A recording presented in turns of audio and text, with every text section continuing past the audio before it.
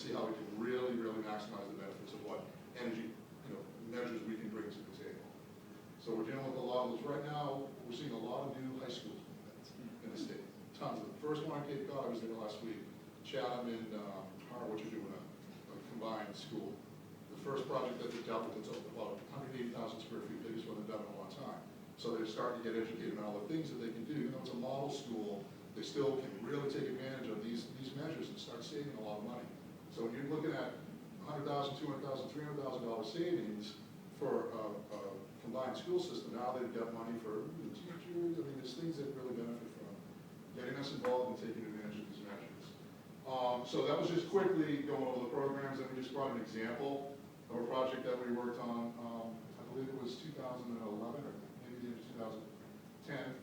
140,000 square foot cold origin is coming out in North Hampton. And it was a 140,000 square foot mixed office building in light manufacturing company. The primary energy conservation measures were lighting controls. We got it down to 0.46 watts a square foot, which is pretty incredible. With the baseline, what is it called? One for office. Evaporatively cooled rooftop units, demand control ventilation. These are all custom holistic measures. Static resets, VAVs. Enthalpy of carbon. I'm not a mechanical engineer, so I'm not even going to try to answer that. Depending on the Humidity level. That's what humidity humidity level. level. It's a tongue twister. So they saved about $42,000 a year. The incremental cost was $292,000. Our incentive was 37% of that. The budget impact brought down to $1.17 a square foot. It was a 4.3-year payback or ROI. Because this is important for you to understand that all of our incentives are based on the incremental cost of getting you from a base building. That's why we left that Because slide. you were going to buy and invest on that anyways to the bettering. So that's all our paybacks and all incentives that we talk about. Right. It's only on incremental. Sorry, I thought I had that slide in there, but new construction, you're building a new building, you have to build it to code.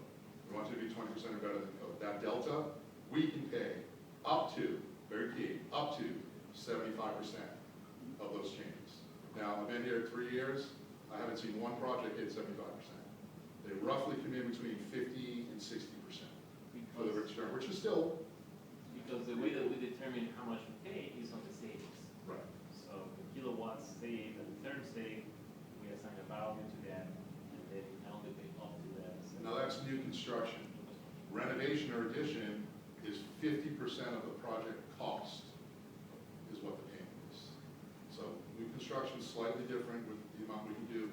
The CDAs that I mentioned, projects over 100,000 square feet are eligible to up to 90% of incremental cost just based on the size. Again, as Carlos mentioned, it's based on the savings. The more savings you can get out of the project, the more money that can be provided for.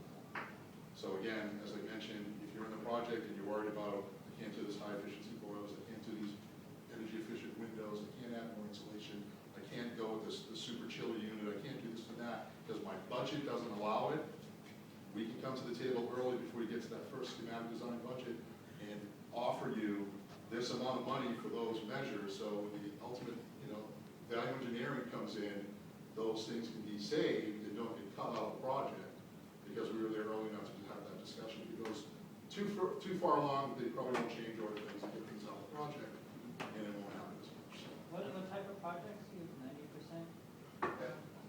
there's large